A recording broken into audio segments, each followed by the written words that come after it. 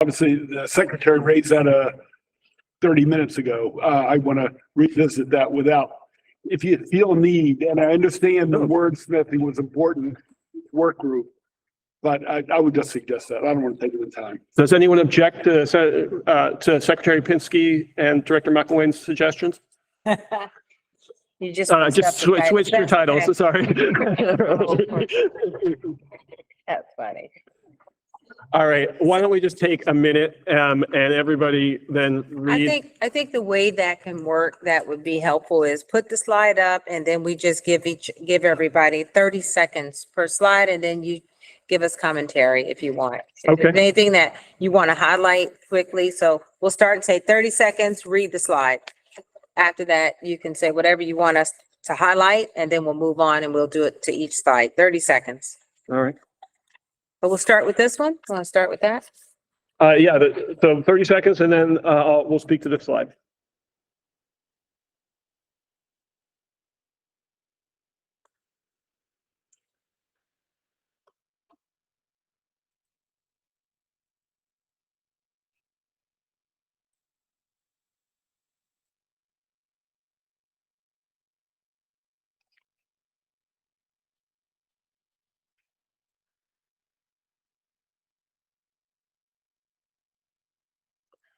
Okay, so this slide is discussing a couple of the common themes that we've heard before: shifting resources away from fossil fuels and scaling up the MEA hub, and also the need for additional research by MDE and to focus on serving underserved communities and the buildings that are serving them, including houses of worship and nonprofits. All right, going to the next slide. We'll take 30 seconds and then I'll speak to a couple highlights.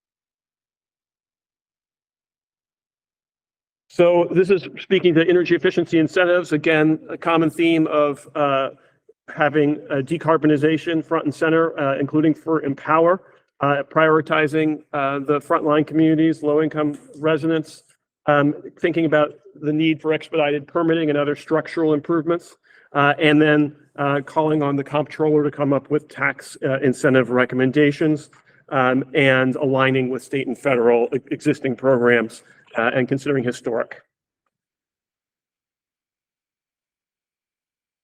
And now moving on to the workforce development slide, take a moment and let people read it.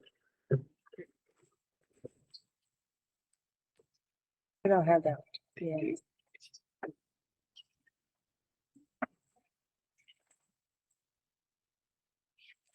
Yeah.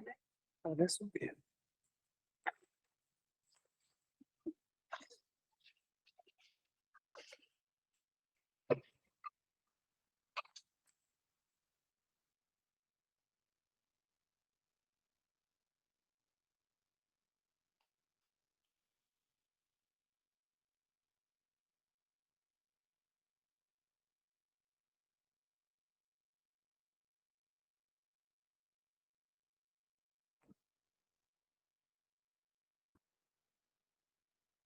So again, a couple of common themes here around workforce development, the need to upskill the Maryland workforce, and in particular, the need to have apprenticeship programs that meet the requirements of the federal Section 17090 tax incentive, and also, again, inclusive utility investment and other on-bill repayment options, and the Green Bank as part of the solution in terms of financing these improvements. And then moving to the next slide, and I'll just go quickly here because it's just a couple bullets.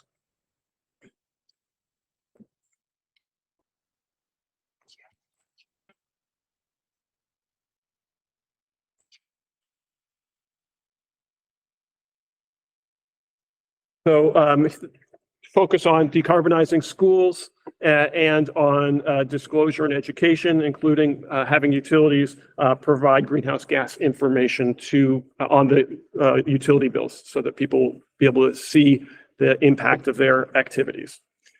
So that's the end of this group. And I would ask anyone, we're going to take a little time for discussion. Does anyone have any objections or areas that you'd like to make a case for prioritizing within the small commercial and institutional? I see Director Pinsky. Yeah, on page 1, under empower, Mhm. empower. I just want to throw this out. I don't want to have a long discussion on it. Currently, there's no incentives for fuel switching and utilization of heat pumps in Empower. And I know there are other parallel processes going on where that is arising. But I think we might want to consider, if the work group meets again, explicitly adding that as one of their recommendations in terms of decarbonization. Only because I think it's the right thing to do. And we ought to encourage fuel switching. The secretary started by talking about the goals of increasing the number of heat pumps. And I think probably if we're going to shift away from fossil fuels, that's going to be a pretty significant incident. So I just want to throw that out there. Thank you. All right. I invite folks who are online, if you have an objection or something you want to make a case for prioritizing, please raise your hands. Can we ask quickly, procedural, just Yep. was the 30 seconds enough? Did that work? Certainly, Everybody, I that think worked? people are probably sick of hearing my voice, so I'm happy to. No, you have a nice voice. Actually. We're good? Okay. Great. Greg Ackerman. Oh, Greg Ackerman, you go ahead. Thank you. This is Greg Ackerman. I'm with the Baltimore DC Building Trades Unions. I just wanted to kind of clarify or understand one of the points under tax incentives and kind of how the one of the clauses here, how it kind of jives with one of the clauses kind of in the previous subgroups. I know there was an effort in one of the previous subgroups just to recommend that state tax incentives align with the requirements that are set out in federal tax incentives. And in this slide, it seems like there's this clause explore ways that state tax incentives could fill in gaps in eligibility for federal incentives.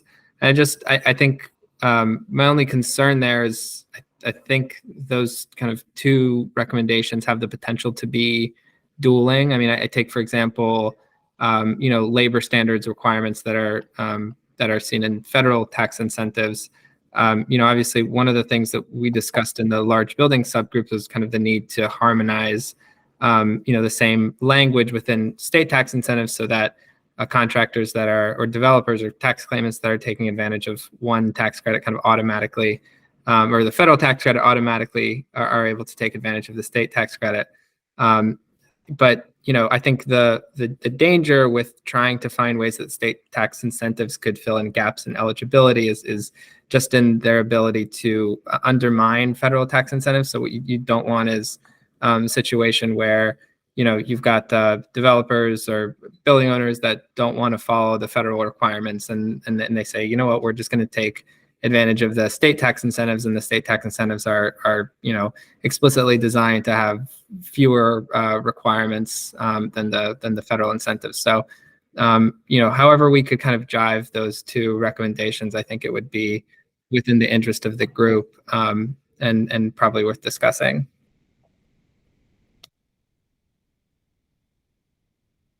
Thank you. And Mark, go ahead. Yep, I was actually good with all the written recommendations in here. I did want to comment on Director Penske's suggestion that we add fuel switching into Empower. I would say I support that if it's inclusive of the opportunity for hybrid heating. If it's meant to be exclusive and would be electric only, I would be opposed to it. Just want to be on the record for that. Thank you. Okay. All right, giving you 5 seconds to raise your hand, otherwise we move on. As chair of that subgroup, I'm no problem. so sorry. I don't have a whole lot to say. I just wanted to point out just my thanks to Marshall and Louise and Cindy who aided us in the facilitation of our work group. So thank you. And Three Seals, do you want to introduce yourself fully? Yeah. So Just say who you're with as well. Three Seals, I'm with Noresco Yes. And and I'm so, chair of the, so sorry about not asking you to Not add at all. color. Anything more that you'd like to say? no, I mean, I think we covered it all and there's still work to do. I think the secretary emphasized a lot as we were going through a lot of this. It's the how that we have to figure out. And that was a question my teammates can emphasize that I would ask quite often, how, so. And I'll just end with one comment, as I always have a comment, on data analysis and areas where, only because we're on a tight schedule and we, not for this meeting, I mean, in general, meeting the goals. And they're aggressive. So we have to figure out a way, how can we do this? So when we have analyze this and MDE should do this, and then you have the comptroller to do another assessment and analysis. And again, we don't want this to go in a desk and they just look at it and go, yeah, great. And put it, we really want them to take it seriously. And so some of the analysis that came out of all of this so far, we just have to remember, how much time do we have for more analysis and this assessments and this, I'm just saying, we're trying to figure out, which one of these recommendations, and I think as a task force, that's what we need to think about. We're gonna look at all of this and think strategically on which one of these we really need to, that's gonna make an impact, a big one, to get us toward doing what we need to do. I just wanted to bring that up. You have any comments from? No, only that the secretary speaking from feeling a bit pressured because by December, they have to have the Yeah. implementation plan, Yes. which incorporates a lot of this. So This. the more input she and her department and Mark and Chris and everyone else working for her have will make life take a little pressure off. That's all. Yes, because I won't have time to do this analysis, our agency anyway, just us alone, in a couple of weeks, because we have a report that's coming due in December, so we just can't do that. So anyway, just something to think about as you all go back and think about all of these things. I second all of that. Yes, okay. All right. So, moving on to market rate housing subgroup, and I'll take a little bit longer on this slide. There's a lot of text here for people to read it. Oh, thank you.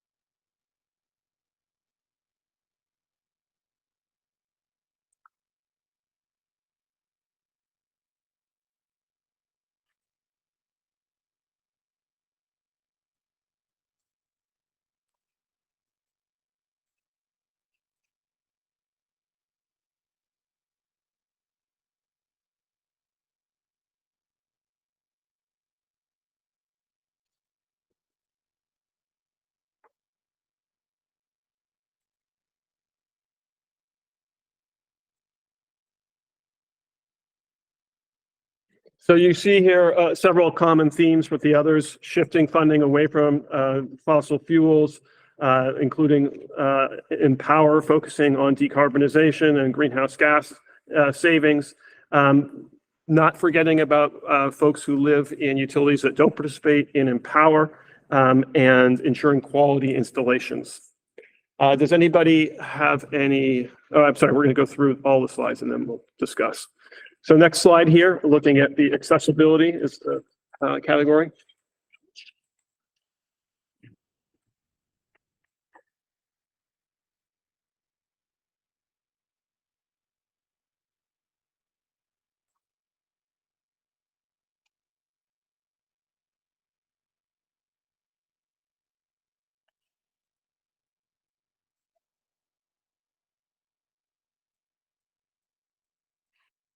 So again, some common themes here. The MEA hub playing an important role and helping coordinate and take advantage of federal money, and a retrofit accelerator that would similarly serve as a one-stop shop, aligning incentives with existing programs and making sure that they serve everybody, including renters and condo and co-op owners.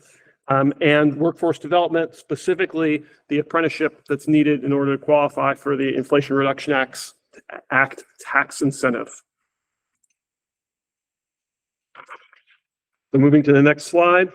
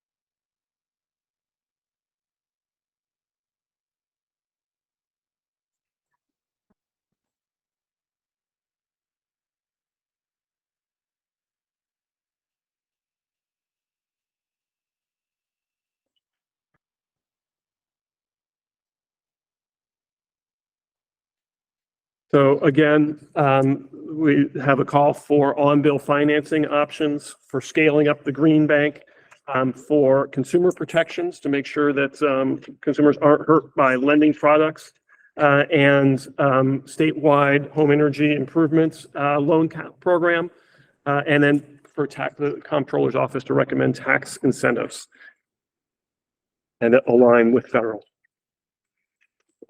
Moving to the next slide. Utility data and rates.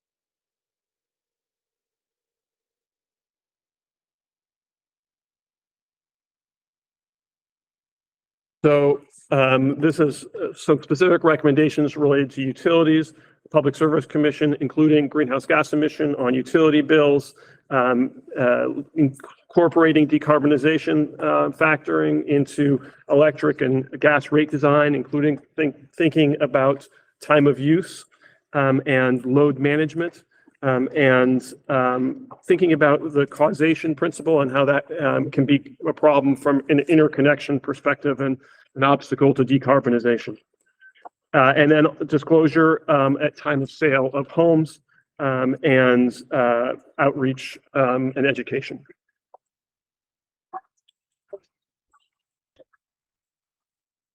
So this is the last slide from the market rate group, and the chair of the market rate subgroup is not here today, Evan.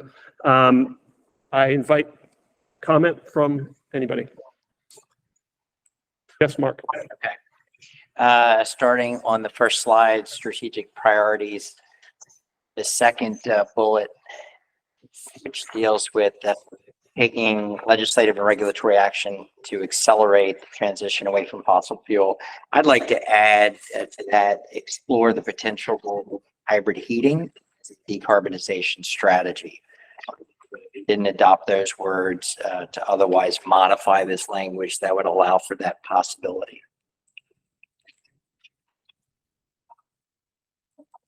Marshall Dorbalkin from IMT, who facilitated this subgroup. Yeah, sure. I just wanted to say briefly, Kevin asked me to just pass on his behalf. He was sorry he wasn't able to join today.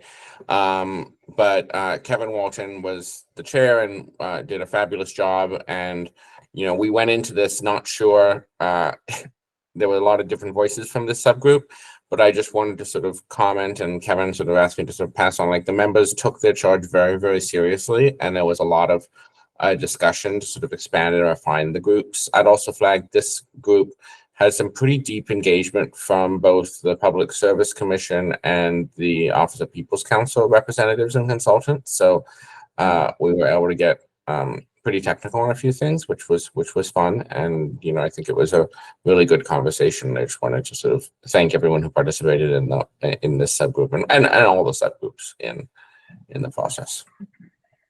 Director Pinsky. Yeah, I just, for the record, want to take issue with the recommendation from Mr. Case about reversing the direction of the second bullet, which I think objectively is what it does. So I don't know where that gets discussed or when, but for the record, I just want to go out there. I think where it could get discussed is, once we get all of these, what's the process with the task forces? Are they coming back and looking at this again and coming back with final recommendations as So of today? Three of these are, three subgroups have consensus recommendations. The only one, the limited income one, has its meeting tomorrow where hopefully it will develop. But these first, the latter three actually represent consensus from those subgroups. Oh, so those are it. That's, Except I mean, for we one. can go back. The subgroups were warned that the task force might charge subgroups with doing additional work. But as far as the subgroups are concerned, their recommendations are consensus and final, but they can be charged with doing more if needed. So I think that this task force, we need to go deep and not today. We just don't have time. But at some point, and maybe you can help me with logistics, we all need to come back together where we can be open, us, the task force members, and go there and really talk about these things and what it means. How does it, which ones do we want to elaborate more on, or have the task force come back and give us more information, give them a reaction to what we're thinking. So if they want to change it, or change some of the recommendations or give us more information, we have time for that. We don't have that much time because it's December what? 1st or 30th? December 1st is, First. thank you, former Senator Pinsky. Yeah. We have a tight, Yeah, thanks. we have a tight deadline. We did, if you've noticed and thanked us for our scheduling, we have put more task force meetings on the back end of this process. So Good. we come together again, not in 4 weeks, but in just 2 weeks from now to Well, go deeper. well, what month are we in? I don't know. September? Okay, well, we need to accelerate. We need another meeting for us to really talk about the things like you care about, what you care about, things that you brought up and everyone else. And we can't do that again today. This, to me, today was going through the recommendations. We hear it, we have it, and now we need our moment to go back and look at it. We do have a lot of commonalities throughout the subgroups. I noticed. I think you got something to hone in there, and Yeah. that would be the outliers that Yeah, outline concerns. yeah, that's right. So let me ask Madam Secretary and Mark. So is the thought that our next meeting, where we don't have to explain these, where we've been, Cliff has explained them and the chairs have shared with us, Mhm. will we discuss them in the next meeting? Or I don't know that we're prepared to hold a voting session in the next meeting. I think we could definitely Not voting. save space for going deeper, having some more discussion about any things that the members want to flag for further discussion. We also are trying to tee up, don't want to commit to this yet, but Okay. we might have some preliminary results from AECom, looking, reflecting back on the data that was shared with you all from Lawrence Berkeley National Lab and Rewiring America about the cost of decarbonizing buildings. Looking at that at least with fresh eyes, or with a honed in look on, what is the cost to the state if the state's objective was to provide support for low to moderate income households to electrify? What is that cost? What does that look like on an annual basis? So we might get into that a little bit in terms of presentation material, but I don't want to commit to that for a few days. Yep. Yeah, just a follow-up in terms of next meeting, having that conversation. I mean, look, first of all, personally, I think this is terrific work, and I happen to agree with a lot of it, but and it aligns with some of my and NEA's positions. So we appreciate it, and we think it's outstanding work. It seems to me at our next meeting, we should assume that the work and the recommendations of the work groups is a default. And anybody who wants to create a significant change should have to make their case. I mean, I don't want to reinvent the wheel here, because the work groups have done a lot of work. And I think we should start from that point of view, that they are consensus. I don't know who served on them. I didn't sit on them. But I like what I heard from you, Cliff, and from the chairs. So I think anybody who does want to make a significant change, Simone is on them to make their case, and then we will debate it, and members of the task force, as well as of the work group, if they're not on the full task force, can chime in. Yes, please. One thing I think would be a useful data point is, I heard 26 billion in 10 years for heat pumps in Maryland. 15 years. What would we have spent otherwise?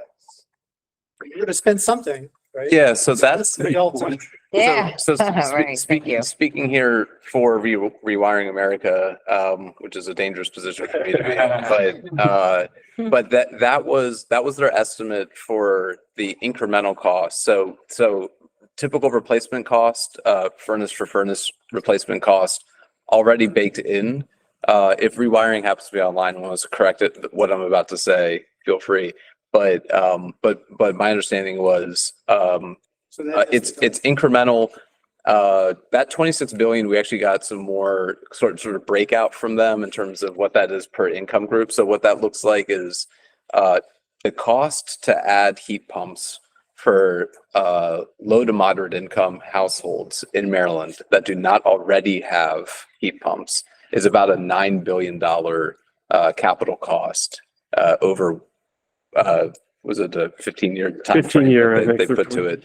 The time frame actually doesn't matter as much as just the total cost over some time to achieve 100% transition of a fully electrified LMI housing sector, right? So what we see there is if there's an additional cost of 9 billion spread over, call it 15-ish years, $500 million of cost that either LMI customers would have to come up with some of that on their own. Now, we can also debate the numbers, the assumptions within that. Is that inclusive of air conditioner replacement too? Because of course, when you install a heat pump, you're getting a heating and cooling system in one. It's not quite apples to apples to say, well, what's your cost of a furnace replacement versus a heat pump install? Because it's two in one. So, we could get into that, but in terms of what Rewiring is sharing, it's about 9 billion for LMI space heating electrification. But Marky, if I could follow up David's question. Over 15 years, some furnaces, HVAC systems, air conditioners are going to go out naturally. So the marginal cost, is that taking consideration replacement? In other words, I know there's some who would like to have 2 or 3 or 12 systems and backup systems. But in terms of my furnace goes out, and either I or my landlord has to replace it. If they replace it with a heat pump. I mean, I just don't know the assumptions on the marginal cost and how they work that out. Thank you. Yeah, that's what I was trying to get at. Yeah, I don't know if anyone from rewiring or AECom is able to express that what goes into that incremental cost that we learned from rewiring, that'd be great. Yeah, hey, hi everyone, it's Wael from Rewiring. Yeah, the 26 billion, we were looking at the incremental cost of heat pumps over replacing with a fossil fuel furnace and an AC unit for homes which already had AC units installed. So that was how we approached the number, was the incremental cost of electrification over sort of the business as usual, where folks were replacing like for like, well, like for a, or I should say for a more efficient gas furnace. But we can share more, and we're in the process of sort of compiling a lot of those assumptions and methodology, so that folks can see the assumptions we made in those costs modeling. So while I'm just trying to feed back to you what you just said through my own mental filter. So that's the incremental cost, assuming that that person was replacing their furnace with a higher efficiency furnace and replacing their AC. So those costs are baked in. Right. So even with that, you're projecting there's still an additional cost. And is that inclusive of wiring, additional electrical work as well? We assume that we sort of baked in a panel upgrade for all households, which won't be required for all households, but just to sort of be conservative in the approach there, we did bake in. That's a smaller part of the cost, but that is a couple $1,000s. Right. Okay. Thank you. Yep.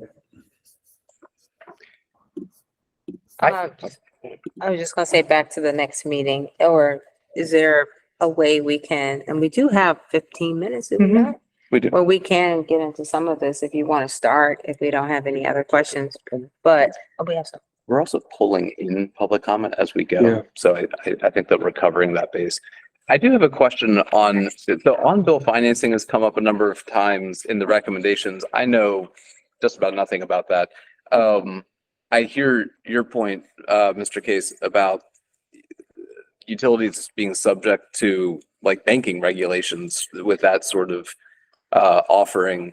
I guess Can I just clarify? Like, Yeah. it could be third-party financing recovered through the utility bill. That's often what people mean when they say on bill. They don't necessarily mean Okay. utility as the lender. So my comments were specific to saying if that's the way we go, you shouldn't have the utility as the lender. I get It's a it. different question. Like Okay. if you choose to use that as a convenient means of Okay. payment, Yeah. there are pros and cons to that, but different question than who's actually the lender. Sometimes people use the term on-bill repayment as the broadest category, and then on-bill financing is when the utility is providing the capital. And I think what we're. That's what I hearing was trying to Okay. get Mark to as cases. well, right? So one follow-up, again, like on-bill repayment 101 here is if I took if I bought a new heat pump and did that through an on-bill repayment program and I sell my house 2 years later, is that debt obligation passed on to the new homeowner? And through what mechanism? It's, Their new I think bill. it's tied to the utility account. So the new homeowner, when they assume the utility account, assumes that payment. And that's considered, I think, a benefit in some ways. Sure. Because obviously the not knowing when you're going to sell your property is a big thing that I hear. Is that the way the PACE is it PACE? Is that the name of the program? Yeah, PACE is also tied to the property. It's through the property taxes as opposed to the utility bill. Or they could have the homeowner pay it off at closing. Right. I mean, Yeah. it's there, even though it benefits the new homeowner. Yep. But it is their bill that they purchase. So that's another, just threw that out. I Okay, mean, thanks. Wait, Mark, can you do run a program called Energy Advance, right? Yeah, and that's the one I was speaking of earlier. So within Empower Maryland, there's for the commercial sector, there's Energy Advance, which is a pot of dollars and a specific commercial customer can borrow from that fund effectively. And then when they're done, they pay it back over time, and then those funds are used for the next customer. But that's different than sort of having a specific loan. And it's also different if you do loans in the commercial sector versus residential sector. The consumer protections are entirely different when you get to the residential customer level. We've taken advantage of that. Good program. Yeah, it is a good program. And I think that model could work, but it's not like a direct to consumer. Yeah. So we have 11 minutes left. I just want to make sure I understand the next meeting, and can we make sure we have a meeting where the task force, we can come together and deep dive and go into what we heard today. And do we have time for that? I mean, I know we're in October, so do we have time to have another meeting or not? Or can we use the next meeting for this, or? I think that we have one 2 weeks out and then one 2 weeks after that. Right. Is that right? So we're ramping up the number of meetings to be able to work toward that December 1 deadline. And I guess let us huddle afterward and map Okay. out better what the agenda could be for the next meeting. Okay, because I think that's really important. And again, like you said, December 1st, we got to read it, write it, get it. So I know everyone's busy. I certainly am. But do we have time to waste a week in between? I know what we signed up for, but it's a fast pace. We're on a fast pace. So that's just something to throw out. These things are so important. We get one chance. That's it. Getting this right and getting this forward. With that, I'll let you decide what you think is best. You know this better than I. I can say all this stuff, but you're the one who know what we really can and can't do. But funding sources, I'm really interested in, help me out, really having some kind of analysis or ideas on funding sources that are available to do all the things that we're trying to do. I know I know we had a presentation. I keep thinking it was here or the MCC, where the guy came with the grants and was this one? Yeah, the grants available, the loans available. The first meeting, I believe. Was that yes. So how did we use that information? He had a lot of information on what's available. So at some point, we need to think about that. Like, what's available for industry, for consumers, and have that piece ready too. What types of funding can we tap into or just use to fund all the things that we're talking about? I just think that needs to be a part of the discussion and recommendations as well.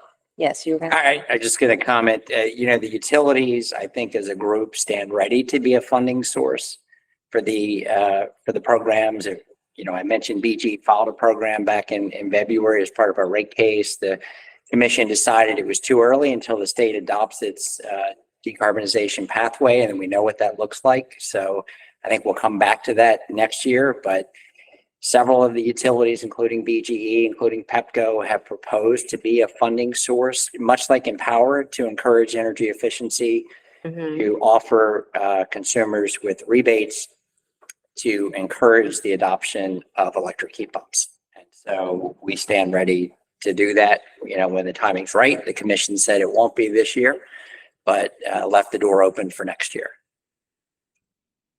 I don't know how that works. Just a question for clarification, Mark.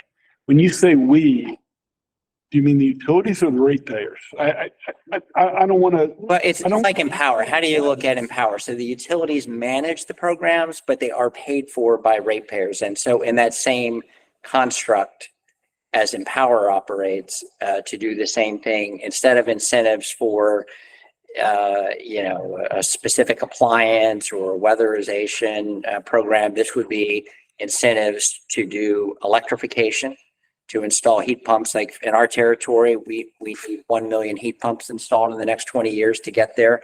That's a levelized rate of 50,000 heat pumps a year.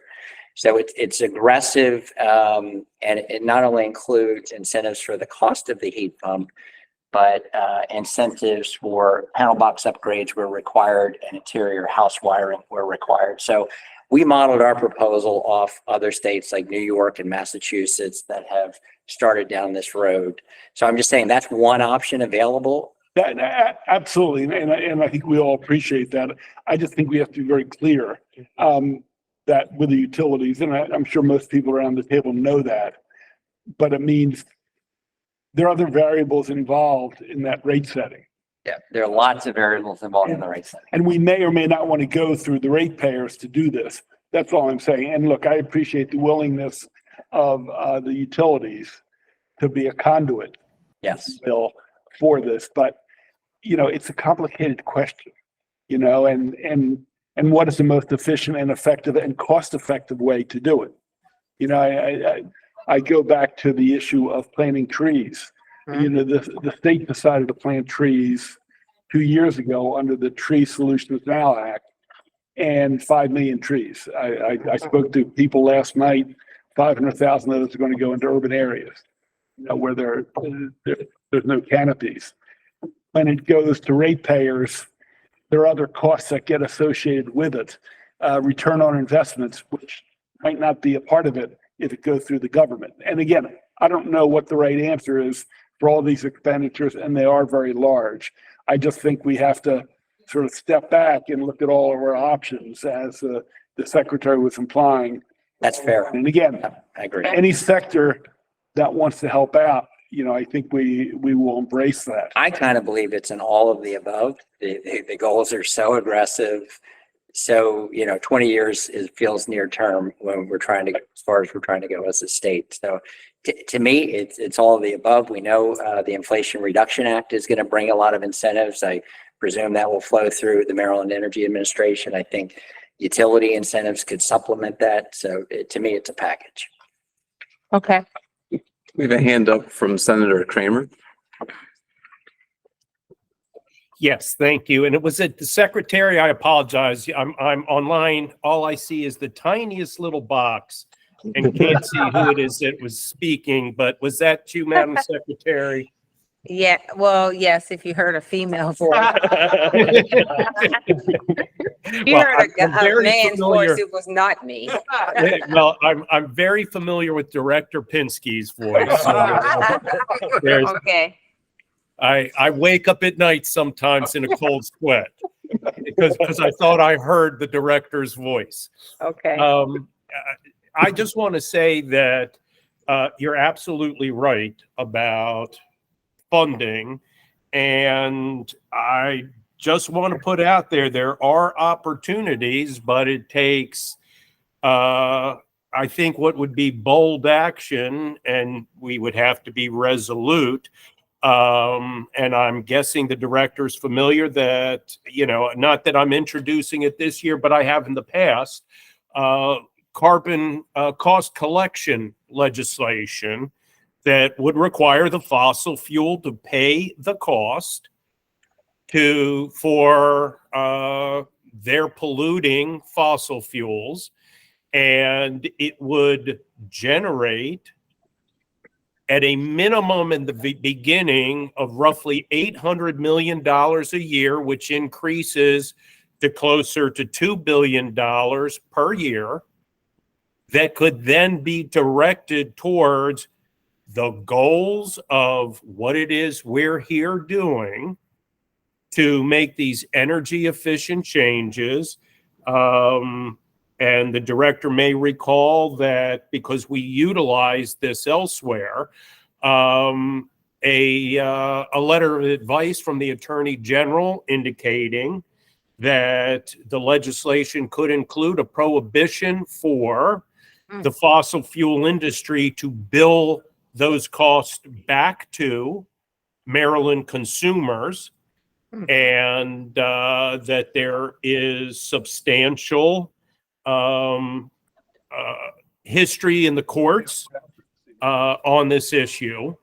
that states can, have the right to do this. There's a balancing test. Of course, we know there would be litigation, but, there is an opportunity to find ways to fund making these changes. And clearly, the connection between fossil fuel industry supporting our transition to reducing our carbon footprint would make perfectly good sense. But certainly there would have to be a will to tap into this potential resource. And I can share with you, there will be a bill this session. And it is drafted based on legislation that Senator Chris Van Hollen has introduced in the United States Senate. And it would just require a flat payment by the fossil fuel industry for the estimated damage that they have already done here in the state of Maryland. That is estimated to be in the $9 or $10 billion range, and that bill will be introduced. So I think there are opportunities when we start looking at the source and the cause for why we are where we are at the moment, and that is the trillions of dollars in profit by the fossil fuel industry at the cost of our climate and our environment and our health. So the opportunities are there. Certainly welcome the opportunity to have the conversation, but if we're going to open the door and say, how do we fund making these common sense changes that we're talking about, or big changes, there's ways to do it and make those who are responsible for where we are absorb a big chunk of what those costs are. So I certainly welcome the opportunity if you're interested in having further conversation about it. But it requires the will to do it. So thank you. Thank you. We're at time. I appreciate that. I'll let you in, and if you can just speak about, are we going to have an opportunity as a group to talk about funding opportunities? We present opportunities. We have others present opportunities. Can you just touch on that and then get us out of here as quickly? All order. Well, Madam Secretary, I heard that you want a conversation about funding. So yes, there will be a future meeting on funding solutions. Yep. Thank you all for attending today. Sorry we didn't get to everyone online who wanted to make a comment. But thank you for your participation, and we'll be in contact soon. Again, next meeting is just 2 weeks out. So Can they send their comments in to us? Oh, absolutely. If you have comments and we weren't able to get to them, feel free to email to somebody. It looks like might be putting her email, maybe not mine, in the chat. Okay. Thank you very much, Cindy.